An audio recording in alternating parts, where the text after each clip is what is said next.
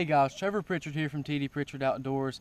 Today I want to show you the most underrated technique in all of bass fishing, and that's stroking a jig out deep for these inactive lethargic bass.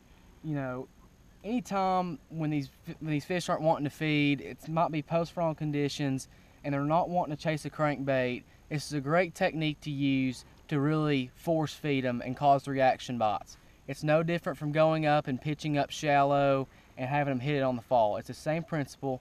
So let's go ahead and start stroking a jig out here, see if we can cause any reaction bites. We were idling around here for a little bit and we found this hump right here, and we came on the back side of it and we found some fish stacked up over here, and we decided to throw a crankbait down there, see if they were active. Didn't get any luck on that. So now we're going to switch over to this jig and start stroking it off the bottom to really cause some reaction bites. You know, when I'm stroking this jig, what I like to do is I like to give it 2 quick hops off the bottom and then start feeding line to it so that I can fall on a completely slack line so that I can really have a fast fall to it. You don't want to have any tension in your line at all, because what that's going to do is going to make your jig fall slower and it's not really going to sell that reaction bite. So by having it on a complete slack line, it really allows those fish to feed off a reaction bite. I want to show you the jig that I use when I'm stroking it out deep.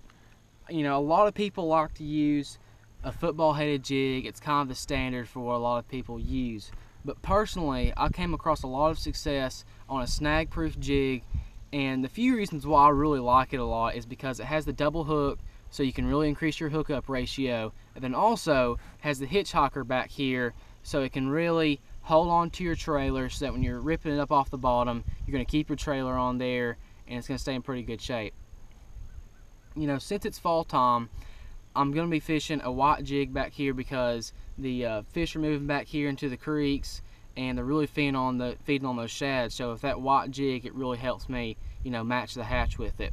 You know, if the water's really muddy though, I will switch over to a black and blue because it silhouettes in better with the dirty water. You know, moving on to trailers, I like to use a swim bait a lot of times, especially since it's fall, be able to imitate the shad. But also, if they're wanting a smaller profile, I'll move to a crawl. Has a lot of action on it and really causes those reaction bites. Has a lot of action when it's falling back down.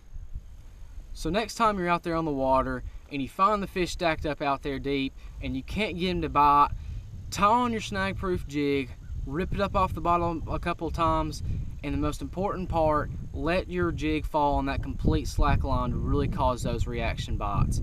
You know, so then in most situations you wouldn't be able to get any bites, but by forcing that reaction bite with that snag proof jig, you can load the boat in most situations when you wouldn't.